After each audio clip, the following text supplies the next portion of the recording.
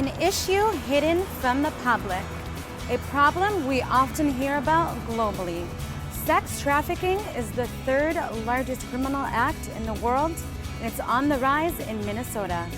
We're taking a closer look into sex trafficking in the Twin Cities, hear the stories of victims, and find out what our community is doing to tackle trafficking in our hometown. I'm Rena Kamal. Our Issues Twin Cities starts now. Human trafficking is defined as the transportation of people for forced labor, sexual exploitation, and other illegal activities, mostly affecting women and children. In 2010, a shocking study revealed that every month in Minnesota, over 200 girls under the age of 18 are being sold for sex at least 5 times a day through the internet and escort services. Vanita Carter, a woman who survived the life of trafficking, has dedicated her being to battling this ongoing issue. You want to try to black out areas of your life where things have happened that were so traumatic to you. And then I got a call at a job I had from a girlfriend of mine telling me there was a position available to work with victims of prostitution. And everything started coming back to me. And I thought, this is what I need to do. I had been volunteering, going out to the prisons and talking to women, and I realized that women who were in there on charges of soliciting or prostitution, they were treated differently. And I thought something has to be done about this, because this is violence against women. This isn't a career choice. It's known as the oldest profession, but it's really the oldest oppression against women and girls. And somebody has to tell it and say it like it is. So that's where my passion came in. If you think of Minnesota, a lot of people, oh, this is this nice place in the Midwest, everybody wants to live if they can deal with the cold. But it's a nice place to live. So people don't think about things like sex trafficking happening here, when in reality it's happening every day. It's happening in every community and people just don't see it.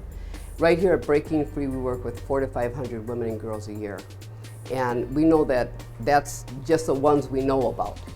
You can go to Backpage here in St. Paul, Minneapolis area. Every day, 250 ads in Backpage alone. So I'm not even including them in my numbers here of who we work with, but we know there's thousands. There are thousands of women and girls involved in that life right here in Minnesota. And just because it's not really talked about like it should be, the numbers are just kind of hidden right now. It's not easy though for a victim to come out and say, I've been involved in that life. Because if depending on how she got involved, who she's with, she's never going to get the opportunity to come out and say that. Because if she's being pimped, of course, she's belongs to somebody. And if she's able to come forth, he loses that money.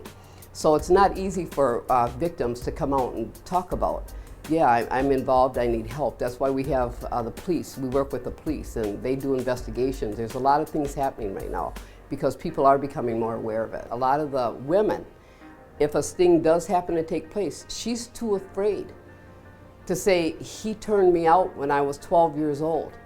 Because he's already told her, you ever give up evidence on me, you're not going to live long. I'm going to take your life and I might just go take your mother and your sisters and brothers out too. So she's full of fear because she's already seen him do some harmful things to other people. And so why wouldn't he do it to her? So a lot of women and girls are too afraid to give up evidence on that individual. So oftentimes the pimp or the trafficker, he slips through the cracks because of it, and she's the one holding all of the heavy of all of this. I think the issue's very hidden and swept under the rug because nobody wants to talk about it. There's so many different views. I mean, you got people who say it is a free choice. She made up her mind. They think that when it comes to women. Well, she made up her mind, she should know better. But we know that the majority of women that we've worked with here got involved as children. But what I say is it doesn't matter. If I'm 35 years old, and I say that I need to feed my kids tomorrow, my back is against the wall financially in every area, and I feel that the only thing I can do is go out maybe and sell my body in order to take care of my bills and my children. I mean, we shouldn't be able to purchase human beings, period. I mean, slavery was abolished. you know, the buying and selling of human beings. But we're still doing that. Has it really been abolished? This is a form of slavery to me. It's difficult to eliminate this because there's a demand for it. And the demand are the individuals, mainly men, who purchase women and girls. This is a multi-billion-dollar industry, according to the FBI, all over the world, I'm sorry. Multi-billion-dollar industry. So you gotta think about that. Pimps, traffickers, they're making a lot of money off of a human being, off of buying and selling a little girl, a young woman, an older woman. There's a lot of money that goes into that industry. If you even think of it, a 12-year-old to a 17-year-old, I'll say, what can she really do if she gets in a car with a man and she tells him that she's on the run? He can do anything he wants to her because he's got the power and the control over that young girl. So I mean, pimps know what to talk about. They know what to say. I mean, they're very skilled and very schooled at it. So really, I mean, it's very simple. Many of the young girls have pimps. And what we find out here at Breaking Free is that really if she's under about probably 23 years old and involved in the life heavily, she more than likely does have a pimp. And it's similar to the same tactics of power and control that keep battered women trapped are the same tactics that keep prostituted women and girls trapped in their abusive situation. Coming up on Our Issues Twin Cities. I'm wined and dined and driven around in cars and treated really special. And then out of nowhere, the explosion of violence can happen, which it did for me. The victims of sex trafficking when we return.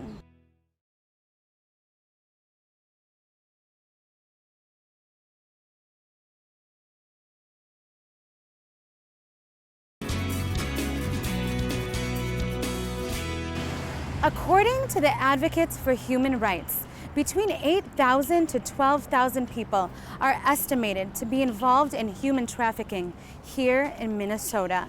The average age of a girl's entry into sex trafficking is between 12 to 14 years. The life itself, it isn't what people tell you, and that's the piece that I really try to convey to people, is that when you're young, you're naive first off, and the people that we get involved with, we call them our boyfriends, or that's my man, and they're usually older than we are, which was my case. And the individuals woo us, and it's a honeymoon stage is what we call it. And I'm wined and dined and driven around in cars and treated really special. And then out of nowhere, the explosion of violence can happen, which it did for me. There's other cases that from one pimp to another, got away from the first case when I was 15, but yet after that ran into one right after another of guys who manipulated, used and abused me, had me in stripping, that would take me around the surrounding areas, Nebraska, Iowa, Illinois, North Dakota, South Dakota, and I was working and dancing. Once again, they were portraying themselves as my boyfriend. So when people say trafficker or pimp, that doesn't resonate with me. At least it didn't when I first came through here. Now it does because I've been educated, but stripping was part of what I did. It was my contribution to the relationship. It was my brainwashing that it was my job to take care of my man, and my man took care of me by driving me there, protecting me, taking me out, but spending my money on everything. And I was convinced that he needed to hold the money and that it was for him to hold because that's what men do. When I first met him, he took me into bars and he made me feel grown up and made me feel very special. And I thought that we were, you know, boyfriend and girlfriend.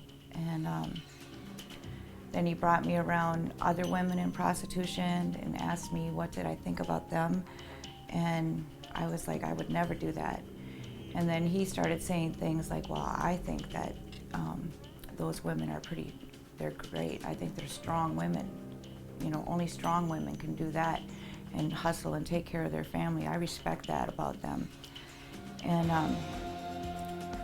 then he kept trying to get me to do the same thing, and I wouldn't do it. And then he tricked me. He came up with this big dramatic story and told me that he had these gang members that were after him and they were going to kill him if he didn't have a certain amount of money, and he needed my help. He had worked it out with these 3 friends of his. You know, they had given him some money, and he would be in the next room. He'd be right there. He just needed me to be with them so that he could, you know, save his life. He didn't want to die, and of course I didn't want that to happen to him, and I was really scared and I didn't want to do it. And then when I did it, after it was all over, I started asking where the money was, and you know, I started asking questions, and when I asked too many questions, he would, you know, use intimidation tactics to shut me up or talk around my questions. And well, then he knew I would do it. You know, he knew I would do the act. And then the next step was to just get me to work on the streets. Even the whole 22 years that I was in this lifestyle in one form or another, from stripping to escorting to street walking, I never called it, sex trafficking. I never looked at it as I was the bad guy. I just, it is what it is. I do what I do. And you call me a prostitute. Okay, whatever. I make money. So that minimizing it and justifying it was something I hung on to the very end. Through all my incarcerations, my drug rehabilitations, everything. Most of the time I felt very powerless. He controlled everything. I felt very ashamed and degraded. I felt very lonely because he kept me away from my family and taking me out of state. He took me to New York, and so that was just very scary. It was a big city and everything was so fast, and I had to learn so much so quick, and he was really intimidating, and I just felt very trapped. Breaking free helped me see that when I walk through the doors, Vanita's words, and they always ring in my head as she says, it wasn't your fault. You are worth saving. She said, and you didn't cause this. Because that's what society told me. I'm the prostitute. It's my fault. I'm walking the streets. Get off the block. Well, what about the car that's driving around? So I always thought I was the problem, where I'm not the problem. Because see, pimps sell what buyers buy. They buy human beings, so pimps are selling me. I'm going to these tricks, turning tricks to satisfy them sexually, because that's what they paid for. And the problem with this is pimps tell us to do whatever the money tells you to do. And these tricks, the buyers, have really sick fantasies. They're more the abusers than anyone. The stuff that they do to us, the stuff that they make us do in this life is permanent here. Even though I'm out, breaking free opened the door and gave me opportunity. They helped me see that I was not a piece of trash. Life is totally different. I'm actually happy now, and I feel safe. I remember driving in my car one day and thinking, wow, like, I know what to expect every day. I'm not gonna go to jail today. I'm not gonna get pulled over. I'm not gonna get beat up today. I feel safe, like, this is how normal people must feel, and it's so wonderful. I never felt safe before. Up next on Our Issues Twin Cities, what our community is doing to raise awareness on sex trafficking in the Twin Cities.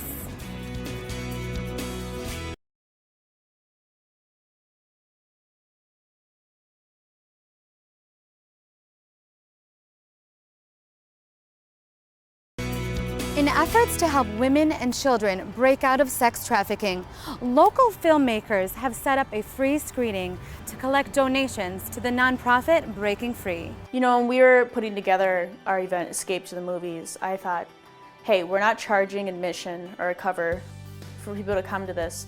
Why don't we go ahead and collect suggested donations, and that way we can help local nonprofit, help bring awareness to something that we all care about. When we were looking for an organization to fundraise for, Breaking Free, was part of the conversation, and I thought, this is a cause that I do truly care about, It's something that not everyone wants to talk about, not everyone wants to acknowledge or really believe that it happens here in Minnesota, but it truly does. And so I thought, this is a great way to bring this organization into some new light. By the filmmakers, family and friends, we'll be bringing it, that awareness to a whole new audience. It's an issue that kind of lies in the shadows, and as a filmmaker, personally, I like to tell stories that haven't been told before, or subjects that don't have a ton of attention.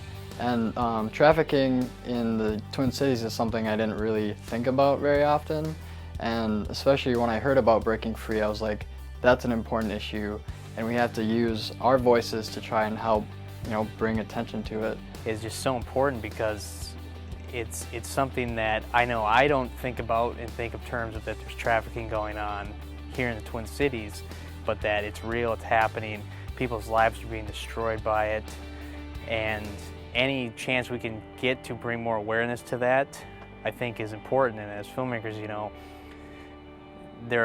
have the ability to tell these stories. As filmmakers, we're doing something to fulfill our artistic needs, something we hope, to turn into a full-time career.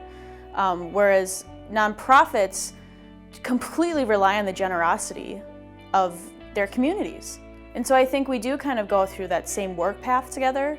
But I think at the end of the day, as a filmmaker, if there's any way I can support or help bring light to any kind of person that is in some sort of struggle, whether it be sexual manipulation, being trafficked in general, any kind of abuse, to be able to bring that person into a situation that I'm in where I have the liberty and freedom to explore my artistic desires, I want to be a part of that. We're taking in collections for Breaking Free, a nonprofit organization, but we're also just trying to open people's eyes up to Breaking Free and what it stands for, and just getting the issues out on the street. Breaking Free is important because they're doing work that you don't hear about. They're out there saving people's lives and changing their lives and reacclimating them into the world.